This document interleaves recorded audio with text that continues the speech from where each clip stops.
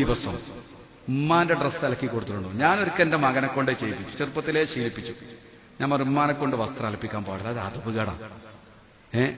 നിന്റെ ഡ്രസ്സ് നീ അലക്ക, നീ ക്രിക്കറ്റ് കളിക്കാൻ പോകണു, ഓടുന്നു, ഇതൊക്കെ ചെയ്യുന്ന എനക്കെന്താ 4 കുപ്പായാൽക്ക് അത്ര പ്രയാസം? അപ്പൊ എന്നോട് ആ പക്ഷെ ഞാൻ അലക്കിക്കോളാം. ഓന്റെ ഡ്രസ്സ് ചെറുപ്പത്തിലേ അലക്കും, ഉമ്മാനെ കൊണ്ട് അലക്കിപ്പിക്കും. പിന്നെ ഓനൊരു ഹയാ, ഒരു ലജ്ജയായി. ഉമ്മാനെ കൊണ്ട് ഇതൊക്കെ ചെയ്യിപ്പിക്കുക എന്ന് പറഞ്ഞാൽ ചെറുപ്പത്തിലത് ശീലിപ്പിച്ചുകൊണ്ട് മടി. ഒരു ദിവസം ഭാര്യന്റെ കുറെ ഡ്രസ്സ് അലക്കാണ്ടായി. അവള് റമദാൻ അടുത്ത് വരുമ്പോൾ നമ്മളോട് ക്ലീൻ ചെയ്യലും, ജനവാതിലും വാതിലൊക്കെ അടക്കി തോത്തുമ്പോ ഇവളിങ്ങനെ അടുത്ത് പറഞ്ഞ് കുറെ അലക്കാനുണ്ട് എന്നൊക്കെ കല്ലുമ്പന്ന് അലക്കണം.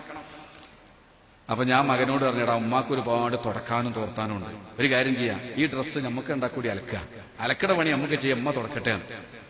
ഇതിപ്പം പറഞ്ഞാൽ വേണ്ടപ്പ കൂടണ്ട, ഞാൻ അലക്കിക്കൊള്ളാറ്. ഫോൺ കൊണ്ടേ അലക്കി ഭാര്യന്റെ ഡ്രസ്സെല്ലാം അലക്കിയിട്ട് എല്ലാം അലക്കി. അങ്ങനെ ഭാര്യ തുടക്കലും തേക്കലെല്ലാം കഴിഞ്ഞ് വന്ന് പിന്നെ പറഞ്ഞു, ഇനി കുറെ അലക്കാണ്ട്, വേഗം ഭക്ഷണം കഴിച്ചിട്ട് അലക്കൽ തുടങ്ങട്ടെ. ഞാൻ പറഞ്ഞ അലക്കലൊക്കെ കഴിഞ്ഞു, നിങ്ങൾക്ക് എന്ത് പറഞ്ഞാലും തമാശ, എത്രപാട് അലക്കാണ്ട് ഇനി. ഞാൻ പറഞ്ഞതാ, ഒക്കെ നിന്റെ മകൻ അലക്കിയിട്ടിരിക്കുന്നു. അപ്പൊ ഇവള് കരയാ, സങ്കടം കൊണ്ട് പറയുമ്പോ ഈ മകനെ പോറ്റാൻ വേണ്ടി ഉമ്മ എത്ര കഷ്ടപ്പെട്ടു. ഉമ്മാന്റെ ഡ്രസ്സ് ഒരു വട്ടം അലക്കിയപ്പോ ഉമ്മാക്ക് സഹിക്കുന്നില്ല. ഓള് കണ്ണിൽ വെള്ളം നിറച്ചു. എന്റെ കുട്ടി ഇതെല്ലാം അലക്കിയോ? ഓനാ മൂത്ത കുട്ടി, മറ്റേ ചെറിയ പെൺകുട്ടികളല്ല. അവ കരഞ്ഞപ്പോ മോനെ വിളിച്ചാൻ, ഉമ്മന്തിനാ കരീനാറെ എനിക്ക് എന്തേ? ഞാൻ പറഞ്ഞു, ഒരു വട്ടം നീ ഉമ്മാന്റെ ഡ്രസ്സ് അലക്കിയപ്പോ ഉമ്മാക്ക് സങ്കടം, എന്റെ കുട്ടീന്റെ ഡ്രസ്സ് അലക്കിയല്ലോ, അതിന് ഉമ്മ കണ്ണീരൊഴിക്കുക. എടാ, ഈ സ്നേഹത്തിന് പകരം കൊടുക്കാൻ എന്താ ഉള്ളത്? ഈ സ്നേഹത്തിന് പകരം കൊടുക്കാൻ നിങ്ങളെ കയ്യിൽ എന്തുണ്ട്? ഒരുപാട് കാലം നിന്റെ ഡ്രസ്സ് അലക്കി നിന്നെ പോറ്റി നിനക്ക് വേണ്ടി ഒരുപാട് കഷ്ടപ്പെട്ട ഉമ്മ, ഒരു പ്രാവശ്യം നീ ഉമ്മാന്റെ ഡ്രസ്സൊന്ന് അലക്കിയപ്പോ ഉമ്മാന്റെ മനസ്സ് കണ്ടു. ഈ ഉമ്മാന്റെ മനസ്സ് ഒരു കാലത്തും വേദനിപ്പിക്കരുത്. ഇപ്പൊ ഉമ്മാന്റെ കണ്ണീര് നീ ഒരു വട്ടം ഡ്രസ്സ് അലക്കിയത് കൊണ്ട് അവരത് പ്രചോദനം. പിന്നെ അലക്കാൻ പോകുമ്പോ ഏതെങ്കിലുമൊക്കെ ഉമ്മാന്റെ ഉണ്ടെങ്കിലും അവനങ്ങ് അലക്കിയെടുക്കും. അതൊരു ഖിദ്മത്തായി. സത്യത്തിൽ ഉമ്മാന്റെ കാലിന്റെ ചുവട്ടിൽ ആ സ്വർഗം എന്ന് പറഞ്ഞാല് അത്രയും വലിയ ദർജയിലാണ് ഉമ്മാനെ ഇരുത്തേണ്ടത്, അല്ലേ? അല്ലാതെ ഉമ്മ നമ്മളെ ഡ്രസ്സ് അലക്കേണ്ട ആളല്ല. ഹബീബ് പറഞ്ഞു, അവസാന കാലഘട്ടം വരുമ്പോ അടിമയോട് പെരുമാറുന്നത് പോലെ പെരുമാറും. അന്തരിതൽ അമത്തു റബ്ബതഹ, അടിമ സ്ത്രീ യജമാനത്തിയെ പ്രസവിക്കും. ആൺകുട്ടികളാവട്ടെ സ്ഥിതി ഇങ്ങനെ. എന്നാ പെൺകുട്ടികളാണെങ്കിലോ, ചിലർ പറയും പെൺകുട്ടികളായാലും സഹായത്തിന് ആളുണ്ടാവും, +2 വരെ ഒരു പണിയെടുക്കും. വീട്ടിലാകുണ്ടാകുന്ന പണി എന്താ? നിലം തുടക്കല്, വസ്ത്രം അലക്കല്, പാത്രം കഴുകല്. ഈ 3-4 പണി പെൺകുട്ടികളോട് പറഞ്ഞായിട്ട് തിരിഞ്ഞു നോക്കില്ല.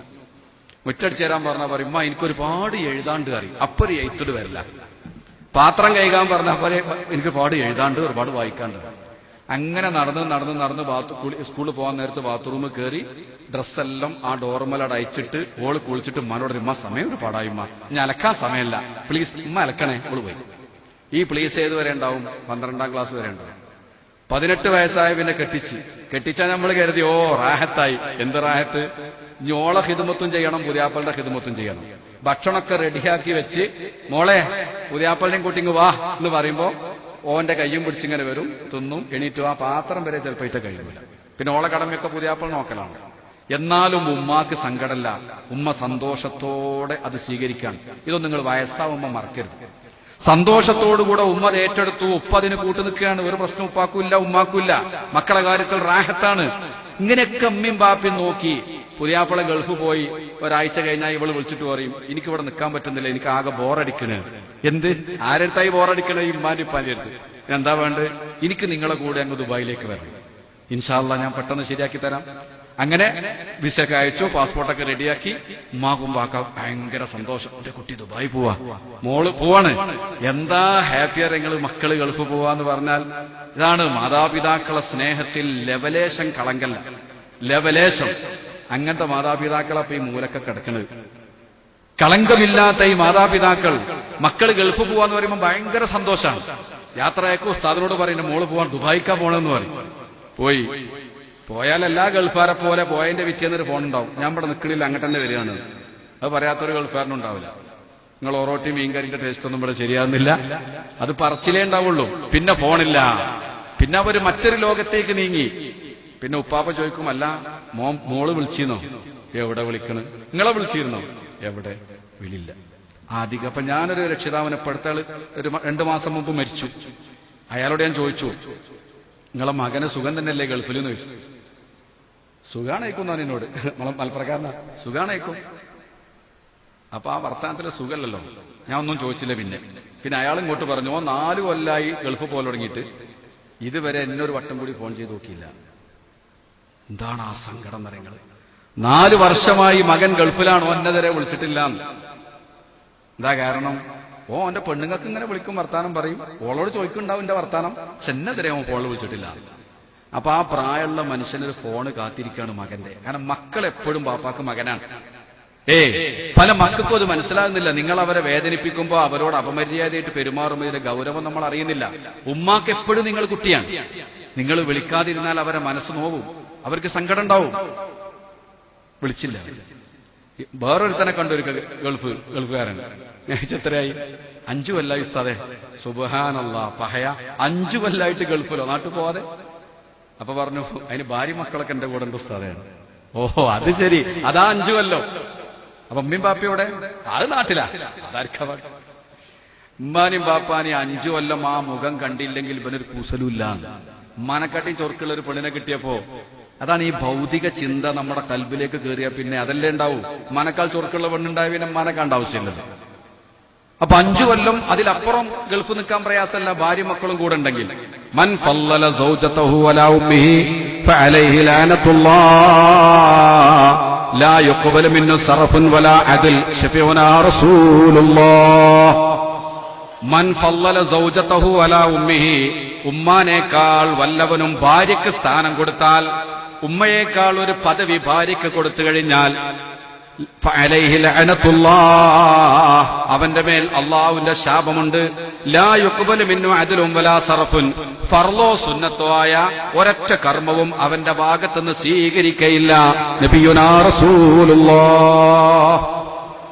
ഉമ്മാനേക്കാൾ മഹത്വം, ഉമ്മാനേക്കാൾ ഒരു പ്രത്യേക സ്നേഹം ഭാര്യയ്ക്ക് കൊടുത്താൽ അവന് അള്ളാന്റെ ശാപമുണ്ടെന്നും അവന്റെ ഫർളും സുന്നത്തുമായ ഒരു കർമ്മവും അള്ളാഹു സ്വീകരിക്കൂല. ഇതാണ് ദീന്. റസൂലുള്ളാഹി സ്വല്ലല്ലാഹു അലൈഹി വസല്ലമ തങ്ങൾ പറഞ്ഞതാണ് ദീന്, അള്ളാഹ് സ്വീകരിക്കൂലാണ്.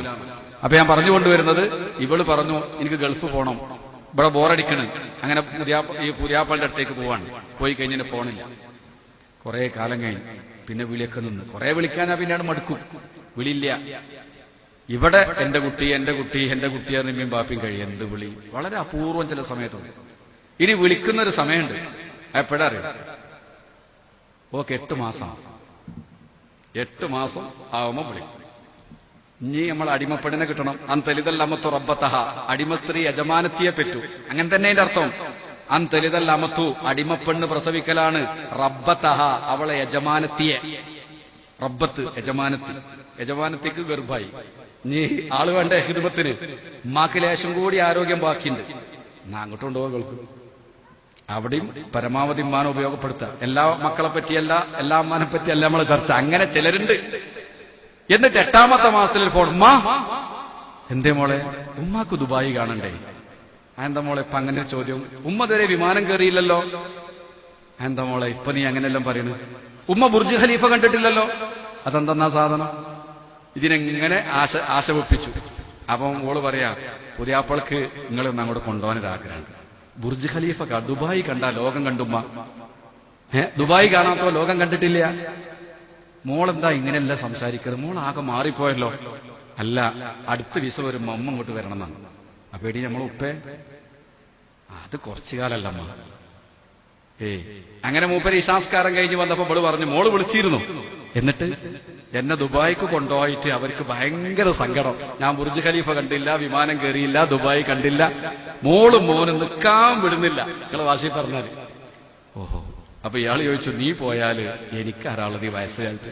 ഒരു കട്ടൻ ചായ കുടിച്ചാൽ റാഹത്താവണമെങ്കിൽ നിന്റെ കൈകൊണ്ട് കിട്ടണം. അങ്ങനെയല്ലേ ശീലായത്. പിന്നെ അയാളൊന്ന് ഒന്നുകൂടി ഒന്ന് ആലോചിച്ചിട്ട് പറഞ്ഞു, ഒരു കാര്യം ചെയ്യും, നിനക്കൊരു ചാൻസ് കിട്ടിയതല്ലേ, നീ പോലും ഇൻഷാ അല്ലാഹ്. അങ്ങനെ സമ്മതം കൊടുത്തു. അതാ പോണം. ദുബായി വന്നിറങ്ങി. ഈ പെണ്ണും പുതിയാപ്പളിയും ഒന്ന് കൂട്ടിക്കൊണ്ടുപോ. ഇതാട്ടോ ദുബായ്, ഞാൻ കാണിച്ചു. എങ്ങോട്ടാ കൊണ്ടുപോകുന്നത്? നേരെ ഫ്ളാറ്റിലേക്ക് കയറി. ഞാൻ എന്താ പണി? ഫ്ളാറ്റിൽ കയറി കഴിഞ്ഞാൽ അമ്മക്ക് എന്താ പണി? പഴയ അടിമപ്പെണ്ണിന്റെ പണി. അന്തലിതല്ല അമത്തു. അമത്ത് പ്രസവിച്ചു, യജമാനത്തിക്ക് ഭക്ഷണം ഉണ്ടാക്കുന്നു, വെള്ളം ഉണ്ടാക്കി കൊടുക്കുന്നു, കുളിക്കാൻ വെള്ളം ചൂടാക്കി കൊടുക്കുന്നു, എല്ലാ ഖിദ്മത്തും ചെയ്ത് ഉമ്മയായി. അങ്ങനെ അവള് പ്രസവിച്ചപ്പോ എന്തായി? കുഞ്ഞിനെ കുളിപ്പിക്കലും, ഇവളെ കുളിപ്പിച്ചു, ഇവളെ പോറ്റി, ഇവളെത്ര വലുപ്പാക്കി. ഇനി ഓളെ കുഞ്ഞിനി ആരെന്നെ? ഈ ഉമ്മന്നെയാണ്.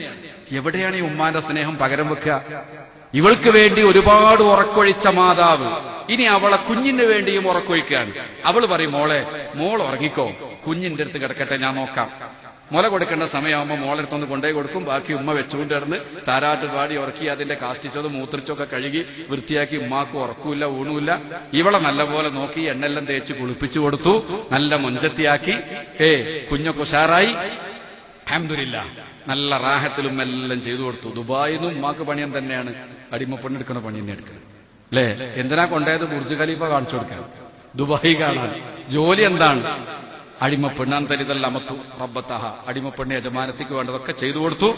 3 മാസമായി. തടിച്ചു കൊഴുത്ത് ആപ്പിള് പോലെയായി പെണ്ണ്. പുതിയാപ്പിൾക്ക് ചവിട്ടുറക്കണില്ല, ഇടക്കിടക്കൊന്ന് വരും, കുഞ്ഞിനെ കാണാൻ വരും.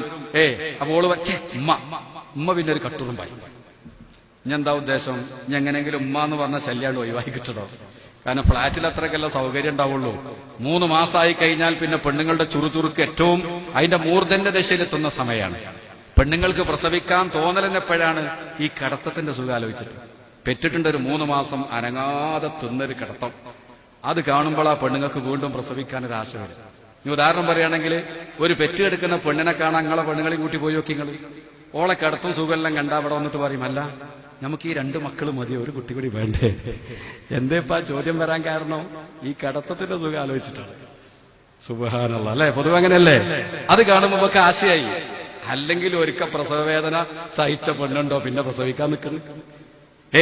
ഈ കിടത്തത്തിന്റെ റാഹത്താണ്. അങ്ങനെ എന്ത് ചെയ്തു? 3 മാസമായി. പുതിയാപ്പളിയും സബൂർ ചെയ്യാൻ തുടങ്ങിയിട്ട് കുറച്ച് കാലമായി. ഇവള് അടുങ്ങുന്ന അതിസുന്ദരിയായി. ഇനി എങ്ങനെങ്കിലും ഉമ്മാന്റെ ഈ ശല്യം ഒന്ന് ഒഴിവാക്കിക്കണം. അതിന് ഇവള് ചെയ്യുന്ന ഹിക്മത്ത് എന്താ അറിയോ? ഒരു സ്വപ്നം കാണലാണ്. ഉറക്കത്ത് കാണും. പിറ്റേന്ന് രാവിലെ സുബൈക്ക് പറയും, ഉമ്മ എന്തേ മോളെ, എന്തേ? ഞാൻ ഇന്നലെ ഉപ്പാൻ ഉറക്കത്ത് കണ്ടു കയറി. സുബ്ഹാനല്ലാഹ്, ഉപ്പാക്ക് ഒന്നുമില്ലമ്മ, ഞാൻ സ്വപ്നം കണ്ടതാ. അല്ല മോളെ, നല്ല സ്വപ്നം തന്നെയല്ലേ? എന്റെ ഉമ്മ, ഉപ്പാക്ക് ഒരു ചൂടുവെള്ളം ഉണ്ടാക്കി കൊടുക്കാൻ ആരാ അവിടെ ഉള്ളത്? എനിക്കെന്റെ ഉപ്പാന്റെ കാര്യം ആലോചിക്കുമ്പോൾ എന്തെല്ലോ ആകും. അത് പറഞ്ഞപ്പോ ടെൻഷനായി ഉമ്മാക്ക്. അപ്പൊ പറയും, പൊന്നാര മോളെ, ഞാൻ പോയാലോ? ഞാൻ 3 മാസമായില്ല മോളെ വന്നിട്ട്. ആയപ്പോ പുതിയാപ്പളങ്ങളെ വിടും തോന്നില്ല. അല്ല മോളെ, ഈ സ്വപ്നം കണ്ട് കുഴപ്പമില്ല. സ്വപ്നം കണ്ടു, എന്റെ വാപ്പാന്റെ കാര്യാലോ. അതിനകത്ത് ഉമ്മാനെ വിശ്വാസാക്കാനൊക്കെ സ്വപ്നം കണ്ട്. ഇതെല്ലാം പറഞ്ഞ് പുതിയാപ്പള വന്നു. പുതിയാപ്പള വന്നപ്പോഴേ ഇവള് വിശ്വാസ ഉമ്മത വീട്ടിൽ പോകാൻ തിരക്കാക്കുന്നു. അപ്പൊ പുതിയാപ്പളോട്, അല്ല മോനെ, ഞാൻ വന്നിട്ട് 3 മാസമായില്ലേ? കുട്ടിയൊക്കെ അത്യാവശ്യം റാഹത്തായി, ഓള് സന്തോഷമായി, ഇനി ഞാൻ പൊയ്ക്കോട്ടെ. അപ്പൊ പുതിയാപ്പള പറയും, ഇത്ര പെട്ടെന്ന് പോവമ്മ, ഓന്റെ മനസ്സിലുള്ള നേരത്തെ പോയിക്കോട്ടെ എന്നാണ്. എന്നാലും അങ്ങനെയല്ലേ പറയാ? എല്ലാരെ പറ്റി, എല്ലാ പുതിയാപ്പളാരെ പറ്റി എല്ലാം പറയും. അങ്ങനെ ഇവൻ പറയാണ്, ഉമ്മ അങ്ങനെ വെറുതെ പോണ്ട, ഒരു സാധനം വാങ്ങിട്ട് പോകണം. 3 മാസം നിന്നല്ലേ അടിമപ്പെണ്ണ്. എന്നിട്ട് എവിടുക്കാ കൊണ്ടുപോകാന്നറിയോ? ഈ തടിച്ച പെണ്ണും ഇവനും കൂടി ഉമ്മാനെ നടുക്കിരുത്തി കൊണ്ടുപോകാൻ എങ്ങട്ടാറ്? ഗൾഫിലുണ്ട് ഒരു കട, കുല്ലു ഷൈഇൻ റിയാലൈൻ, കുല്ലു ഷൈഇൻ റിയാലൈൻ. എന്തെടുത്താലും 2 റുപ്യ. ഇവിടെ പറയും, ഉമ്മ വേണ്ടത് എടുത്തോളി, എന്ത് നോക്കണ്ട, പൈസ ഒന്നും നോക്കണ്ട, വേണ്ട എടുത്തോളൂ. എന്നിട്ട് ഈ സാധുവിന് കുറെ സോപ്പ്, കുറെ മുടിമ കൊടുക്കണ സാധനം, ഇങ്ങനത്തെ കുറെ പാത്രം അരക്കണവും കഴുകണോ, അതൊക്കെ വലിയ പാക്കറ്റായിരിക്കും. ഇങ്ങനെ കുറെ സാധനം വാങ്ങി കെട്ടാക്കി അതിനങ്ങോട്ട് പോകും. എന്തേ കിട്ടിയേ? അന്തലിതല്ലമത്തുറബത്തഹ, ഒരടിമസ്ത്രീ തന്റെ യജമാനത്തിയെ പ്രസവിക്കലാണ് ഖിയാമത്ത് നാളിന്റെ അടയാളമെന്ന് ശഫീഉനാ റസൂലുള്ളാഹ്.